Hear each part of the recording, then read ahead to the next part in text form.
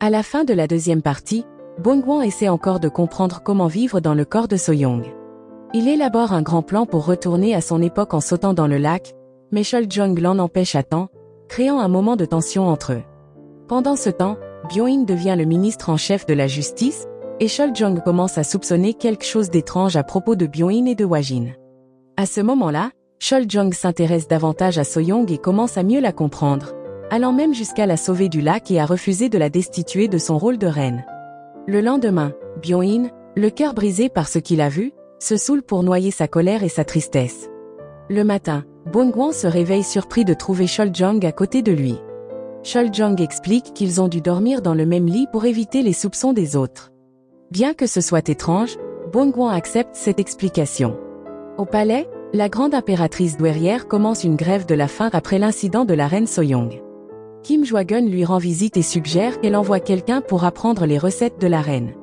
Bien qu'il paraisse inquiet, son expression laisse deviner quelque chose de suspect. De son côté, Byo-in et ses troupes arrivent chez Yongpyeong, créant une certaine tension. Byo-in insiste pour fouiller les lieux et vérifier l'identité des résidents. Plus tard, Yongpyeong rencontre Choljong chez Kim Moon-gun. Choljong mentionne que la nuit précédente, il a rencontré un eunuque masqué, probablement à la recherche du registre. En pensant à la personne qui a kidnappé Oh-wol, Yongpyeong suppose qu'il s'agit du même individu. Choljong réalise alors que Kim Jwagun utilise probablement Byo-in pour retrouver le registre. Après son retour de chez Kim Moon-gun, Yongpyeong cherche Oh-wol chez son père, mais ne trouve aucune trace d'elle. Il rapporte ensuite cette nouvelle à Hwajin. Par la suite, Yongpyeong demande l'aide de Hong pour retracer la fabrication du masque de l'eunuque, espérant découvrir qui a acheté ce modèle particulier. À l'extérieur du palais, Bongwon et Choljong se promènent parmi les gens du peuple. À ce moment-là, Bongwon a l'idée de trouver une recette traditionnelle pour impressionner la grande impératrice douairière plus tard. En mangeant, ils entendent des hommes parler mal du roi, le traitant de marionnette et insultant sa famille. Bongwon, ne pouvant rester silencieux, défend Choljong, affirmant être un admirateur du roi et exigeant qu'il cesse de l'insulter. Choljong est impressionné par la défense de sa reine. En continuant leur promenade, Bongwon complimente Choljong pour sa connaissance des rues, à la différence de ceux qui sont toujours enfermés au palais. Choljong s'ouvre alors, partageant comment sa famille a été faussement accusée de trahison. Dans cette atmosphère de soutien, Choljong demande pourquoi Soyoung ne lui a jamais dit qu'il avait tenté de lui faire du mal cette nuit-là. Bongwon, confus, répond simplement qu'il ne voulait pas s'impliquer dans ces histoires. Ce soir-là au palais, la grande impératrice douairière demande soudain un encas comme ceux que la reine préparait habituellement. Cependant, malgré les efforts du chef, il n'arrive pas à le reproduire et devient frustré, regrettant la cuisine de la reine. Pendant ce temps, la reine douairière Jo, qui est en prière, est convoquée par la grande impératrice douairière. Lors de leur rencontre, la grande impératrice douairière accuse la reine douairière Jo de blâmer excessivement le clan Andong Kim pour la mort de l'ancien roi. Bien que la reine douairière Jo soit elle aussi responsable. Leur froide rivalité, se rejetant la faute pour la mort du roi, se poursuit. Pour affirmer son autorité, la grande impératrice douairière ordonne à la reine douairière Jo d'enlever ses chaussettes, montrant ainsi qui est la véritable chef. Chez elle, Bongwon est de nouveau frustré. Il a l'impression de ne plus se reconnaître, allant parfois jusqu'à oublier son propre nom. Pire encore, il commence à se sentir à l'aise en portant des jupes.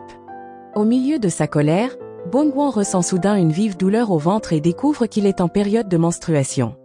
Cette même nuit, Choljong a une dernière chance de récupérer le registre au fond du vieux puits. Cependant, en s'approchant, des souvenirs de son passé remontent à la surface. Il se souvient d'avoir vu quelqu'un être tué et de sa mère le cachant dans le puits. Luttant contre sa peur et son traumatisme, Choljong parvient à atteindre le fond du puits, mais le registre a disparu. Ensuite, le puits est scellé au-dessus de lui. Entouré des ombres de sa famille décédée, sa peur des espaces clos revient violemment. La scène nous ramène à l'enfance de Hwajin et Soyoung. La jeune Hwajin était souvent taquinée par ses amis parce qu'elle perdait toujours face à la brillante Soyoung. La petite Soyoung aimait lire des livres pour enfants, surtout un que sa défunte mère lui avait donné. Quand elle s'ennuyait de sa mère, elle lisait le livre et racontait des histoires à Hwajin de l'autre côté d'un mur. Comme les deux filles avaient perdu leur mère, Hwajin dit un jour à Soyoung que si elle mourait, elle pensait pouvoir revoir sa mère. L'innocente Soyoung se souvint de ces paroles. Une nuit, la jeune Soyoung est descendue dans un puits, espérant quitter ce monde pour rejoindre sa mère. Mais au lieu de trouver la paix, elle y découvre le jeune Choljong, piégé. Désespérés après avoir perdu leur famille, Choljong et Soyoung voulaient tous deux rejoindre leurs proches. Ils pleurèrent ensemble, et leurs cris furent entendus par Byung-in, adolescent à l'époque. Quand Byung-in essaya de les aider, Soyoung l'arrêta pour qu'il ne sache pas qu'il y avait un autre enfant avec elle. Soyoung promit de revenir pour sauver Choljong. Elle lui donna son livre de contes spécial pour le réconforter et l'encouragea à rester fort. Mais quelque chose se produisit. Le père de Choljong découvrit qu'il était dans le puits et, malgré les supplications de son fils, il bloqua le puits avec des pierres, sur ordre de Kim Jong-un. À minuit, prise de remords, Soyoung demanda l'aide de Byung-in pour sauver le petit Choljong. Ils réussirent à déplacer la pierre bloquant le puits, mais un garde apparut, manquant de peu de les attraper. Soyoung et Byung-in s'enfuirent rapidement, mais Choljong réussit à sortir du puits et trouva la petite Hwajin qui se tenait là. Comme Choljong n'avait pas pu voir le visage de Soyoung dans l'obscurité du puits, il pensa que c'était Hwajin qui l'avait sauvé et lui avait donné le livre de contes. Hwajin, sachant que le livre appartenait à Soyoung, choisit de ne pas le corriger. Plus tard, alors que Choljong était de nouveau piégé dans le puits, cela lui rappela un moment déjà vécu. Il pensa que Hwajin était là pour l'aider, mais lorsqu'il vit mieux, il s'aperçut qu'il s'agissait de Soyoung.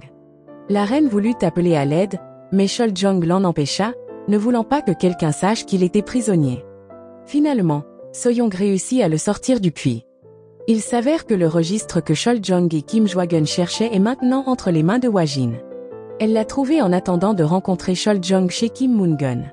Puisque le roi se promenait avec la reine, Hwajin décida d'attendre près de l'ancien puits, où elle repéra le registre caché entre les pierres. Maintenant qu'elle le possède, Hwajin prévoit d'aider Choljong et d'éliminer Soyoung. Le lendemain matin, Byung-won, encore connecté aux souvenirs de Soyoung, admire le visage endormi de Choljong. Mais lorsque Choljong se réveille, Byung-won panique et s'éloigne rapidement. Apparemment, la nuit dernière, Byung-won avait sorti Choljong du puits avec détermination. Byung-won demande alors pourquoi Choljong était dans le puits. Choljong ment, disant qu'il est tombé parce qu'il faisait trop sombre pour voir le puits. Peu de temps après, Kim Moon-gun arrive avec un message. La grande impératrice douairière a demandé au roi et à la reine de retourner immédiatement au palais.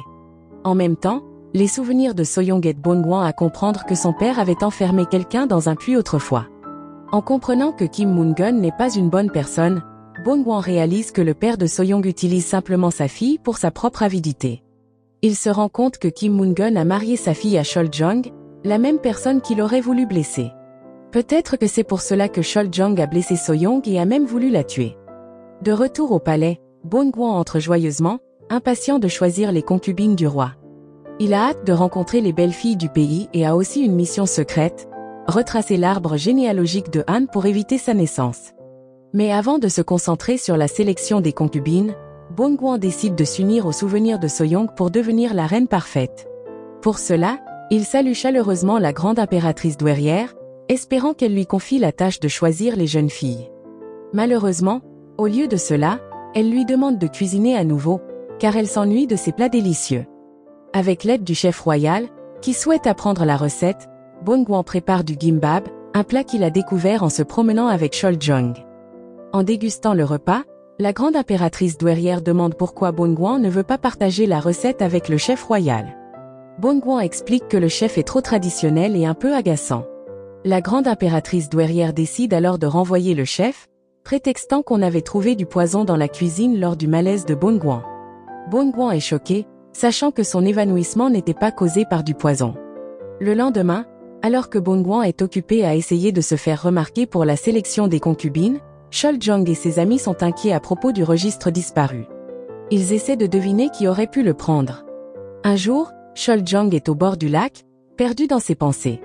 À ce moment-là, Byung-won, qui vient de rendre visite à la grande impératrice douairière, passe par là. Voulant agir comme la reine parfaite et gracieuse, Byung-won salue Choljong avec douceur. Mais en voyant le changement soudain d'attitude de la reine, Choljong se sent mal à l'aise. En discutant de la sélection des concubines, Byung-won demande à Choljong quel type de femme il aime. En entendant cela, Choljong est excité et lui prend la main. Il dit à Byung-won de s'occuper de la beauté des concubines, mais qu'il souhaite choisir lui-même leur statut familial. Choljong explique qu'il veut former son propre clan puissant en s'alliant aux familles des concubines pour défier les clans Andong Kim et Pungyang-jo. Pendant ce temps, Hwa-jin fut ravie d'apprendre le retour du roi. Elle avait l'intention de lui donner le grand livre pour attirer de nouveau son attention. Mais quand elle vit le roi et la reine se tenant la main, elle devint jalouse, et son côté rusé refit surface. Ailleurs, Yeonpyeong et Byung-in étaient en mission secrète. Yeonpyeong enquêtait sur le Norige qu'Hwa-jin avait confié à Oh-wol. Il découvrit par un marchand du marché noir qu'une servante lui avait vendu le Norige. De son côté, Byung-in cherchait à vérifier si une certaine lettre était authentique. Il commençait à penser que quelqu'un l'utilisait pour obtenir du pouvoir et devenir officier militaire de bas rang, mais l'identité de cette personne restait un mystère. Hwa-jin, après avoir échoué à remettre le livre directement à Chol-jong, lui envoya une lettre pour lui proposer de se rencontrer à leur lieu habituel. Cependant, la servante chargée de livrer la lettre n'était pas fiable et la montra d'abord à la reine douairière Jo. Après l'avoir lue, l'impératrice remit la lettre à Chol-jong. Mais Chol-jong, occupé par des réunions avec ses ministres, n'eut pas l'occasion de la lire immédiatement. Durant la réunion, Chol-jong et les ministres discutèrent des plans pour une fête en l'honneur du rétablissement de la reine. Après cela, Chol-jong se rendit à la bibliothèque du palais pour chercher des livres sur les fêtes royales, sans savoir qu'un eunuque l'observait secrètement, utilisant un remède donné par Kim Jwa-gun pour l'espionner.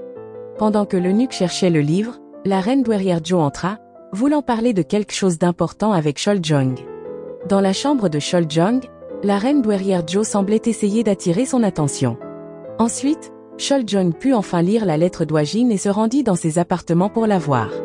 Cependant, à son arrivée, Hwa-jin, prise de jalousie, changea d'avis et décida de ne pas lui donner le registre. Dans la cuisine, Bong-hwan demanda au médecin du palais de préparer une potion de beauté spéciale.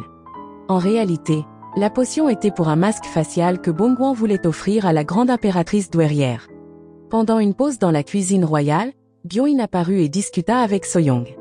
Il la prévint que le roi avait déjà tenté de lui faire du mal, ce qui fit se souvenir Bong-hwan de certaines paroles de Chol-jong.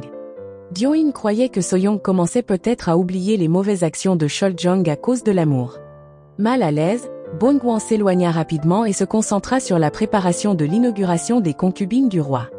Il pensait rencontrer chaque fille en personne, mais fut déçu quand Byung-in lui dit qu'il devait les sélectionner en lisant leur dossier. Cette même nuit, Byung-in rencontra la grande impératrice douairière et lui conseilla de se méfier de Chol-jong.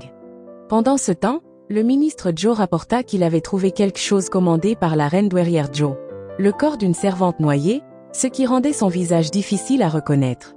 La reine douairière Jo planifiait de tirer parti de la disparition d'O-wol en utilisant le corps de la servante pour faire circuler des rumeurs, affirmant que le corps était celui d'O-wol. La servante espionne reçut l'ordre de se débarrasser du corps en le jetant dans un puits. Dans sa chambre, Hwa-jin pleurait, troublé par le changement d'attitude du roi. Il semblait que Chol-jong commençait à apprécier la reine So-young. Alors qu'Hwa-jin se sentait triste, Yeonpyeong arriva avec des nouvelles. Le Norige donné à Oh-wol avait été retrouvé. Au même moment, le palais fut plongé dans le chaos car un corps avait été découvert dans le puits. Hwa-jin se précipita pour examiner le corps et, en le voyant, fut choqué, craignant qu'il s'agisse d'O-wol. Le plan de la reine douairière Jo et du ministre Jo semblait avoir fonctionné. Il voulait rendre Hwa-jin furieuse et l'inciter à se retourner contre la reine So-young. En colère et bouleversée, Hwa-jin s'entraîna au tir à l'arc avec une telle intensité qu'elle se blessa au pouce. Pendant ce temps, Kim Moon-gun paniquait car il avait perdu son registre. Il alla voir Kim Jwa-gun et tenta de le soudoyer. En voyant Kim Moon-gun si nerveux, Kim Jwa-gun suspecta qu'il avait effectivement perdu quelque chose d'important, comme le registre. Au palais, la grande impératrice douairière rendit visite à Chol-jong, lui disant de bien se comporter en tant que roi. Cette nuit-là, Chol-jong fit un étrange rêve où il était devenu un roi marionnette, entièrement contrôlé par la grande impératrice douairière. Il se réveilla, incapable de dormir, et décida de créer un dictionnaire de la reine pour noter toutes les choses étranges que la reine disait souvent. De son côté, Bong-hwan, qui dormait, fit un rêve amusant. Dans ce rêve, il prenait un bain avec de belles concubines. Mais soudain, au milieu de son rêve, Bong-hwan entendit Chol-jong l'appeler par son nom et essayer de l'embrasser à nouveau. Pendant ce temps, Hwa-jin, déçue et triste, demanda à rencontrer la reine mère Jo. Elle lui remit le registre et lui demanda d'utiliser ce livre pour faire tomber la reine So-young. Au même moment, Kim Moon-gun voulait s'assurer que rien d'étrange ne s'était produit pendant qu'il séjournait chez So-young. Son plan était de poser des questions sur les objets disparus, mais comme la reine était occupée, Kim Moon-gun décida d'annuler sa demande d'information auprès de sa fille. Alors que le processus de sélection des concubines continuait, Bong-hwan demanda à Choi de séparer les lignées familiales de la famille Han. Cependant, en voyant le nombre qu'il y avait, Bong-hwan réalisa que ce serait difficile. Pour gagner en influence, il décida de chercher l'attention de la grande impératrice douairière, espérant l'empêcher d'interférer dans la sélection. À ce moment-là, la découverte du corps d'Owol choqua Choljong. C'est alors qu'Hwajin arriva avec un croquis du visage d'Owol et demanda de l'aide à Yeonpyeong et Choljong pour découvrir qui avait vendu le Norige au marché noir. Après le départ de Yeonpyeong, Hwajin demanda à Choljong de ne pas lui imposer ses sentiments, sentant qu'il commençait à aimer la reine Soyoung. Yeonpyeong commença alors à enquêter sur la dame de compagnie qui avait vendu le Norige. Il découvrit qu'il ne s'agissait pas d'Owol, mais de la servante espionne. Pendant ce temps, dans sa chambre, Choljong commanda un café royal tout en préparant le menu pour la fête de la reine. Il voulait que la nourriture soit simple, mais élégante. Il s'avère que le registre disparu contenait des informations importantes sur les pots de vin du clan Andong Kim, enregistrés par Kim Moon-gun. Avec ce livre, la reine douairière Jo pourrait utiliser ses preuves pour faire tomber la reine, comme Hwajin l'avait demandé, et détruire aussi le clan Andong Kim. La perte du registre fit soupçonner à Kim Moon-gun que Choljong l'avait pris de sa maison. À cause de cela, Kim Jwa-gun commença à élaborer un plan pour affaiblir Choljong. Pendant ce temps, Choljong était inquiet d'être accusé de la disparition du livre. Avec l'aide de Yeonpyeong et de Hong, il travailla à construire des alliances avec les familles de 3 concubines royales pour renforcer sa position. D'un autre côté, après avoir sélectionné 3 concubines, les journées de Bong-hwan devinrent plus chargées et excitantes, car il passait du temps avec elles, diffusant son charme. Mais tandis que Bong-hwan profitait de ces moments, la reine douairière Jo et Hwajin préparaient de grands plans pour le faire tomber. La reine douairière Jo taquina même la reine en l'accusant de se divertir avec les concubines. Mais Bong-hwan répondit avec confiance qu'il n'était pas inquiet car il savait qu'Hwajin gagnerait à la fin. Après le départ de la reine douairière Jo, Bong-hwan, en réalité assez effrayé par elle, reçut des nouvelles surprenantes de Hong-yon. Elle lui annonça que le palais avait été dans le chaos la nuit précédente car un corps, présumé être celui d'Owol, avait été retrouvé. Plus tard dans la nuit, incapable de dormir, Bong-hwan décida d'envoyer des lettres douces aux concubines. Cependant, le coursier fit une erreur et livra les lettres à Choljong. Et Choljong, pensant que les lettres lui étaient destinées, répondit à la reine avec une belle écriture et des mots romantiques. Quant à Bong-hwan, croyant que les réponses venaient des concubines, il s'enthousiasma et répondit à son tour. Sans le savoir, c'était Choljong qui lui répondait tout le temps. Le lendemain, alors que Choljong était occupé à préparer la fête avec le chef royal, la reine vint le voir, pensant qu'elle avait échangé des lettres avec les concubines.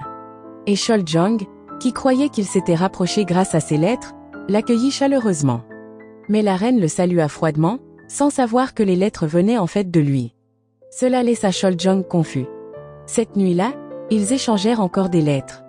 Choljong écrivit qu'il espérait obtenir son pardon et un nouveau départ ensemble, mais il hésita et ne lui envoya pas la lettre. Le jour de la fête arriva enfin, et tout le monde au palais était excité, portant leurs plus beaux vêtements. Mais Hwajin n'était pas concentrée sur l'événement. Elle s'entraînait plutôt au tir à l'arc, préparant une flèche dangereuse à pointe de fer pour l'épreuve de chasse à venir. Ailleurs, un coursier qui livrait de la nourriture pour la fête fut arrêté par l'eunuque Kim Jwa-gun. Kim Jwa-gun voulait saboter la fête en s'assurant qu'il n'y aurait pas de nourriture, espérant embarrasser Choljong, qui organisait l'événement. Dans sa salle, au lieu de se préparer, la reine douairière Jo consultait son avenir avec un bâton de divination. Le résultat disait qu'elle aurait de la malchance, mais que la reine aurait de la chance. Préoccupée, elle rendit visite à Soyoung, prétendant vouloir un plat préparé par la reine. En réalité, elle cherchait quelque chose dans la chambre de Soyoung et finit par trouver une lettre d'amour de Choljong. Pendant ce temps, Bong-hwan, trop paresseux pour cuisiner, décida de faire du pop-corn à la place. Au même moment, le personnel de cuisine était en panique car la livraison de nourriture n'était pas arrivée. Le chef se précipita vers le stock de poissons séchés, entraînant son équipe avec lui. Après avoir fait du pop-corn, Bong-hwan, en route vers ses appartements, aperçut quelqu'un de suspect en train de mettre du poison dans un baril d'eau. Il semblait que c'était l'ancêtre du secrétaire Han. Bong-hwan tenta de le poursuivre mais s'emmêla dans sa jupe, provoquant sa chute avec tout le pop-corn. Frustré, Bong-hwan retourna dans sa salle avec du pop-corn encore coincé dans ses cheveux, seulement pour faire face à une reine douairière Jo en colère, qui pensait que la reine manquait de respect. En chemin vers la fête, le chef royal rapporta que les ingrédients n'étaient pas arrivés et, pour empirer les choses, tout le poisson séché avait pourri. À ce moment-là, Choljong demanda à Yongpyeong de trouver rapidement le coursier qui devait livrer la nourriture. Malgré les problèmes, Choljong démarra l'événement calmement. Divers groupes présentèrent des spectacles d'arts martiaux, y compris l'équipe de tir à l'arc de Hong. Pendant ce temps, au hall d'Ojeonjeon, le jeu de chasse avait commencé. Dans ce jeu, les eunuques et les dames de cour devenaient les cibles, avec des points attribués selon les cibles. Toucher un oiseau rapportait 1 point, tandis qu'un tigre, la cible la plus difficile, valait 10 points. Peu après, les eunuques et dames de cour s'enfoncèrent dans la forêt, tandis que la reine et les concubines royales tentaient de les atteindre avec des flèches colorées. Au cours de la chasse, la grande impératrice douairière et la reine douairière Jo se disputèrent de nouveau. Cette fois-ci, elle osa crier à la grande impératrice douairière, se sentant confiante car elle avait désormais le registre en sa possession. S'ennuyant de cette dispute, la grande impératrice douairière décida de rendre visite à Choljong lors de sa fête et de le défier de montrer ses compétences en combat. Elle se souvenait des paroles de Byung-in affirmant que le vrai Choljong n'était pas aussi faible qu'il en avait l'air. À ce moment-là, Choljong accepta à contre-cœur le défi et combattit Byung-in en utilisant seulement un éventail. Pendant leur combat, les mouvements de Choljong ressemblaient exactement à ceux de la personne mystérieuse qui avait affronté Byung-in la nuit du mariage de la reine. Byung-in comprit enfin que c'était Choljong qui avait attaqué la reine cette nuit-là. D'un autre côté, les concubines étaient toutes excitées de participer à la chasse, pourchassant les eunuques et les dames de compagnie. Cependant, Hwajin était différente. Cette fois-ci, elle utilisa une flèche à pointe de fer, visant à chasser la reine. Pendant que tout le monde s'amusait, Bongwan, sentant que c'était une perte de temps, décida de s'allonger sous un arbre pour se détendre. Ce qu'il ignorait, c'était qu'un eunuque se cachait derrière l'arbre pour éviter d'être touché par une flèche. Voyant que la reine n'était pas intéressée par la chasse, l'eunuque eut une idée. Il lui demanda de simplement faire semblant de le tirer, afin qu'il puisse rentrer sans être touché par une vraie flèche.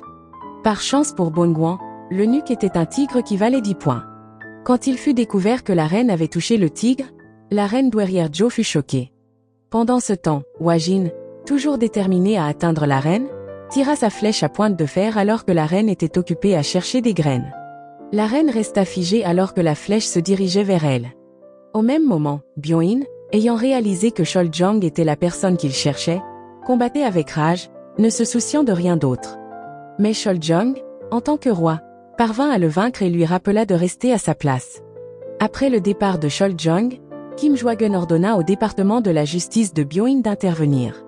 Pendant ce temps, la flèche tirée par Hwajin atterrit dans un arbre juste à côté de la reine.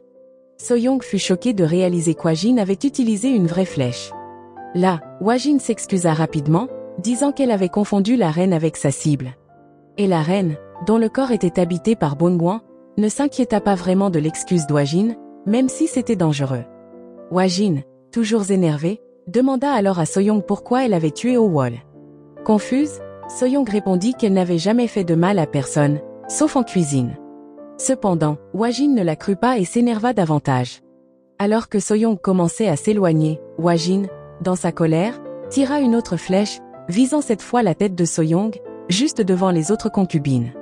Agacée, Soyoung décida de riposter, mais sa flèche manqua sa cible. Après la chasse, les résultats furent annoncés. Les nouvelles concubines marquèrent 2 et 4 points, Hwajin obtint 2 points, tandis que la reine Soyoung obtint 10 points pour avoir touché le tigre. Tout le monde fut choqué, y compris Hwajin et la reine douairière Jo. Fièrement, Soyoung brandit son prix. Le prochain événement était une fête, et toutes les concubines, y compris la reine Soyoung, devaient d'abord changer de tenue. Sachant qu'Hwajin avait tiré une flèche sur la tête de la reine, Chol l'avertit des dangers du palais. Elle expliqua qu'au palais, 3 choses se produisaient toujours, les luttes entre femmes, les luttes de pouvoir et les morts par empoisonnement. Elle demanda à la reine de faire attention. Pendant que Choi parlait, la reine remarqua l'ancêtre de Han chuchotant à l'eunuque qui gardait la zone du poisson. La reine Soyoung se souvint avoir vu cette personne mettre du poison dans un baril d'eau. Soupçonneuse, elle demanda à Choi de le suivre et de découvrir qui il était. Au lieu de changer de vêtements, la reine Soyoung se dirigea rapidement vers la cuisine du palais. Pendant ce temps, le groupe de Yongpyeong, qui apportait des provisions, fut arrêté par des bandits envoyés par Kim Jong-un, les empêchant de livrer les vivres. Au palais, la reine Soyoung et Hongyon étaient cachés derrière un baril d'eau, observant Choljong et le chef royal paniqués parce que la nourriture n'était pas arrivée. Choljong promit d'obtenir les ingrédients dès que possible. La reine, inquiète, sortit finalement de sa cachette et proposa à Choljong d'annuler la fête. Cependant, Choljong refusa et insista pour poursuivre la fête. La reine Soyoung se rendit ensuite à la cuisine et constata que certains employés souffraient de maux d'estomac. Elle découvrit qu'ils avaient bu de l'eau empoisonnée provenant du baril trafiqué par l'ancêtre de Han. Se souvenant de la détermination de Choljong à poursuivre le banquet, la reine décida d'agir. Elle demanda à Hongyon d'aller au hall d'Ojongjeon pendant qu'elle préparait quelque chose. Pendant ce temps, Kim Hwan, voyant Hongyon passer, demanda à une petite servante de lui remettre une lettre d'invitation pour se rencontrer. Cependant, la servante se trompa et donna la lettre au ministre Jo, qui passait par là. En lisant la lettre, le ministre Jo se mit en colère, pensant que Kim Hwan voulait révéler les secrets du clan Andon Kim. Mais ce n'était qu'un malentendu. Au même moment, le chef royal, qui venait de recevoir un peu de nourriture, fut choqué de voir que ses employés étaient tous malades. Le guérisseur du palais expliqua qu'ils avaient bu de l'eau empoisonnée, ce qui les avait rendus malades. Voyant son équipe s'effondrer, le chef se sentit désespéré, ne sachant plus comment préparer le banquet. En pleine panique, la reine, déguisée en travailleuse de cuisine nommée Lisan, fit son apparition. Le chef royal la reconnut immédiatement, mais elle lui fit signe de garder le secret. Grâce à ses talents culinaires impressionnants de sa vie passée en tant que Bongwan, la reine commença à réfléchir aux plats qu'elle pourrait préparer avec les ingrédients limités à sa disposition. Lors du banquet, la grande impératrice douairière et les ministres commencèrent à taquiner Choljong pour le manque de nourriture. Yeonpyeong arriva avec une mauvaise nouvelle, annonçant qu'il n'avait pas pu ramener les ingrédients. Tout cela faisait partie du plan de Kim Jong-un, qui souriait discrètement. Ensuite, un groupe de dames entra, portant des plateaux de nourriture. Tout le monde, y compris Choljong et Yeonpyeong, fut surpris. Peu après, Choljong souleva le couvercle et découvrit des rouleaux de pommes de terre frites avec un mot. Le mot contenait une image de la reine et le nom du plat, pommes de terre Yeonsu. Au début, les officiels se moquèrent de ce plat simple, mais après l'avoir goûté, ils furent étonnés, car les frites étaient nouvelles pour eux à cette époque. Ensuite, la reine servit des hamburgers végétariens, choquant de nouveau les officiels. Même la grande impératrice douairière fut surprise, car ce genre de nourriture n'avait jamais été vu auparavant. Pour le dessert, la reine prépara de la gelée froide et colorée. Choljong expliqua alors que cela s'appelait la gelée porte-bonheur, où chaque bâton de gelée contenait un message prédisant l'avenir de celui qui le mangeait. En entendant le mot bâton de fortune, la reine douairière Jo se souvint de son propre bâton de divination. La grande impératrice douairière, après avoir mangé sa gelée, obtint un message disant encore une fois et demanda avec enthousiasme une autre portion. D'autres ministres, curieux de leur fortune, vérifièrent leur bâton. Le ministre Jo obtint réessayer la prochaine fois, et Kim Jong-un reçut inutile. Grâce à la créativité de la reine, elle sauva la situation et épargna Choljong d'une humiliation. Pendant ce temps, Choi revint en courant. Elle avait réussi à découvrir le nom de l'homme suspecté d'être l'ancêtre de Han, et, comme la reine le pensait, il s'agissait de Han Shimo, du clan Han. Réalisant qu'elle s'était absentée du banquet trop longtemps, la reine se précipita pour rejoindre l'événement. Mais après son départ, Choi ressentit soudain une vive douleur à l'estomac. Il s'avéra que, par fatigue, Choi avait accidentellement bu de l'eau empoisonnée donnée par le chef royal. Pendant ce temps, Hong, qui installait la table du banquet, bouscula accidentellement un eunuque. Il se lança à sa poursuite mais le perdit de vue. Le retard de la reine à son arrivée lui valut des reproches de la reine douairière Jo, bien que Wajin remarqua une étrange odeur d'huile alors que la reine passait près d'elle. Wajin devint encore plus suspicieuse en voyant la reine sortir un tablier de sous sa jupe. Choljong commença alors son discours. Il expliqua aux officiels qu'il fallait réduire le nombre de plats lors des banquets, surtout en période de pénurie alimentaire pour le peuple. Son message était clair, le roi et ses officiels ne devaient pas vivre dans le luxe pendant que le peuple souffrait. Choljong avertit que tout officiel enfreignant cette règle serait puni. Cependant, Kim Jong-un s'avança soudainement et interrompit le discours avec de mauvaises nouvelles. À ce moment-là, Byung-in et ses soldats entrèrent en force, accompagnés des gardes royaux. Il fut révélé que la lettre qu'investiguait Byung-in exposait l'identité d'un soldat chargé de protéger Choljong.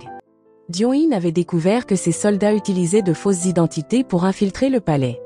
Kim Jong-un expliqua que les troupes provenaient en fait de familles de traîtres et de bandits.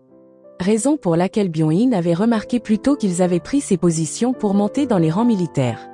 Suivant les ordres de Kim Jong-un, Byung-in captura les gardes du roi, les accusant de comploter un coup d'État. Devant tout le monde, Kim Jong-un exigea que Choljong punisse ses propres soldats. Cela mit Choljong en colère, mais comme d'autres ministres soutenaient Kim Jong-un, Choljong n'eut pas le choix. Même si cela le chagrinait, il fut contraint de punir ses gardes. Peu après, la cérémonie débuta, avec Choljong allumant de l'encens et priant pour le royaume. Ensuite, après que l'encens eut brûlé, une explosion massive se produisit. Choljong fut violemment projeté et gravement blessé. En voyant cela, Soyong se précipita pour aider Choljong, mais Byung-in l'empêcha de s'approcher. Après l'incident, la grande impératrice douairière affronta Kim Jong-un, furieuse qu'il ait essayé de tuer le roi en public.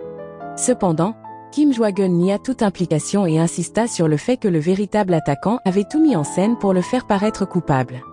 Il promit de trouver rapidement le responsable. En même temps, Byung-in lança une enquête approfondie sur l'explosion, déterminé à protéger le roi. Il ordonna à ses soldats d'arrêter toute personne suspecte. Pendant ce temps, dans sa chambre, la reine douairière Jo et Wajin priaient pour le rétablissement du roi. Wajin, très bouleversée, déclara que si le roi mourait, elle ne voudrait plus vivre non plus. Mais avant cela, elle jura de se venger pour lui. Plus tard, la reine-mère Jo rencontra le ministre Jo pour discuter de ce qui était arrivé au roi. À ce moment-là, la reine-mère Jo pensait que le clan Andong Kim était derrière l'attaque. Elle ne comprenait pas pourquoi, car c'était eux qui avaient aidé le roi à monter sur le trône, et maintenant, ils essayaient de le détruire avant même qu'il ait fait une erreur. Dans sa chambre, la reine pensait à ses souvenirs avec le roi. Peu après, Byung-in arriva. La reine lui demanda des nouvelles du roi, mais Byung-in lui dit que le prince Yongpyeong avait interdit toute visite. La reine insista pour voir le roi, mais Byung-in l'arrêta en lui rappelant que le roi avait tenté de lui faire du mal par le passé.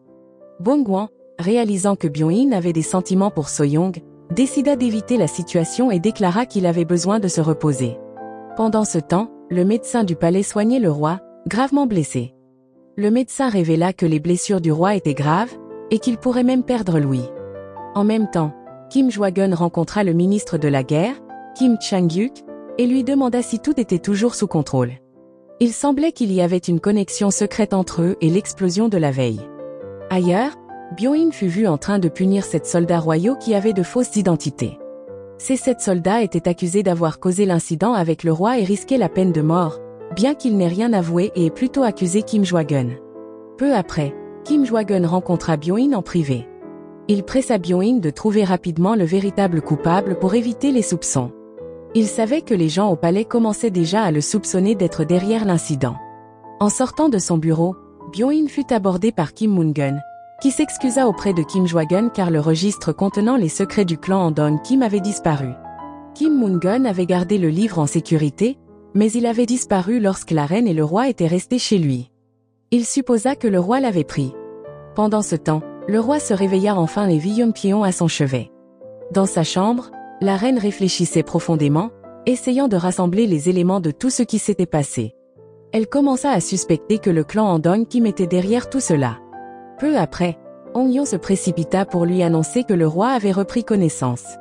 En entendant cela, la reine se rendit en hâte dans la chambre de Choljong, seulement pour le retrouver endormi à nouveau. Peu de temps après, Wajin arriva, le regard rempli de colère. Elle accusa Soyong de causer tout ce chaos avec l'aide du clan Andong Kim. Avec une attitude froide, Wajin força Soyong à quitter la chambre du roi. Après le départ de Soyong, Wajin remarqua un livre sur la table de Choljong. Il s'agissait du dictionnaire de la langue de la reine, écrit par le roi lui-même. Rempli de jalousie et de colère, Wajin laissa tomber le livre et quitta la pièce. Pendant ce temps, Kim Jong-un s'approcha de la reine et lui demanda s'il s'était passé quelque chose d'étrange pendant le séjour du roi chez Kim Moon-gun. La reine hésita d'abord, ne voulant pas révéler ce qui s'était passé. Mais sous pression, elle finit par avouer à Kim Jong-un qu'elle avait aidé le roi lorsqu'il était piégé dans le puits. Kim Jong-un fut déçu que la reine ait gardé ce secret. Il lui ordonna ensuite d'enquêter sur le roi. Réalisant que sa propre vie était en jeu, Bongwan n'eut d'autre choix que d'accepter, mais seulement si sa sécurité était assurée. Plus tard, La reine se rendit au lac et commença à réfléchir à la manière dont elle pourrait survivre dans ce monde royal dangereux. Bongwan prit une décision audacieuse et plongea dans le lac, espérant découvrir ce qui s'était réellement passé la nuit où leurs âmes avaient échangé. Dans l'eau, Bongwan vit les souvenirs de Soyoung se dérouler. Cette nuit-là, les espoirs de Soyoung pour sa vie en tant que reine s'effondrèrent. Elle avait imaginé une vie de pouvoir et d'influence, mais elle était plutôt utilisée par Kim Jong-un pour espionner Choljong. Elle subissait le rejet du roi, qui la détestait, et ressentait la pression constante de la grande impératrice douairière, qui se moquait de savoir si Soyoung vivait ou mourait. Tant que tout se déroulait selon son plan.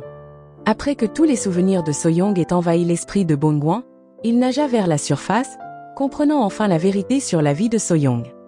Il réalisa que la reine, dont il habitait maintenant le corps, avait été poussée par tout le monde au palais à mettre fin à ses jours en sautant dans le lac. Peu après, Kim Moon-gun trouva Soyoung près du lac, très inquiet et bouleversé. Il la réprimanda pour s'être encore une fois ridiculisée en sautant dans le lac. Mais Bongwan, désormais pleinement conscient de la vérité, lui répondit avec des paroles tranchantes. Il révéla que les rêves de pouvoir et de beauté que son père avait implantés dans l'esprit de Soyoung étaient des mensonges. Son père ne l'avait poussée à devenir reine que pour assouvir ses propres désirs égoïstes de pouvoir. Bongwan accusa Kim Moon-gun d'être le véritable responsable de la tentative de Soyoung de se blesser. En entendant cela, Kim Moon-gun fut choqué et se mit à pleurer, accablé par cette dure vérité. Plus tard, la reine rencontra Byung-in et lui dit que ses souvenirs lui étaient revenus. Elle lui demanda de ne rien faire s'il voulait vraiment l'aider. Ensuite, la reine se rendit dans la chambre de Choljong et vit le dictionnaire qu'il avait créé, rempli de mots que la reine utilisait souvent. Même si l'on croyait que Choljong avait des problèmes d'audition, la reine lui parla honnêtement. Elle lui dit qu'elle ferait tout pour survivre, même si cela signifiait le trahir, et elle lui demanda de ne pas mourir, car elle voulait être celle qui le vaincrait. Pendant ce temps, Byung-in rencontra la grande impératrice douairière pour lui donner des nouvelles de l'explosion. Il expliqua qu'ils avaient trouvé de la poudre à canon sur le site de l'explosion. La poudre provenait de l'arsenal local contrôlé par Kim Chang-yuk, le ministre de la guerre, qui travaillait étroitement avec Kim Jong-un. Comme Kim Jong-un avait aidé le roi à monter sur le trône, il était possible que, voyant la force du roi pendant le banquet, il ait voulu s'en débarrasser. C'était la théorie actuelle de l'enquête.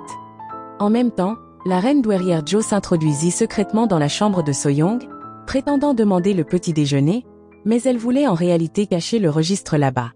Peu après, la grande impératrice douairière arriva également, et les deux impératrices douairières commencèrent à se disputer de nouveau. À ce moment-là, la reine douairière Jo provoqua la grande impératrice douairière en disant qu'elle ne pourrait jamais être une vraie reine, car elle ne savait pas cuisiner. Elle révéla même que c'était en fait la reine Soyoung qui avait aidé à préparer les plats du banquet. Ceci est la fin de la 3e partie. La leçon de morale de cette série est que si vous êtes pris dans un désordre royal, préparez quelques amuse-gueules sophistiqués et racontez des potins pour triompher. Car un bon repas et beaucoup de drames peuvent sauver la situation, même dans un palais.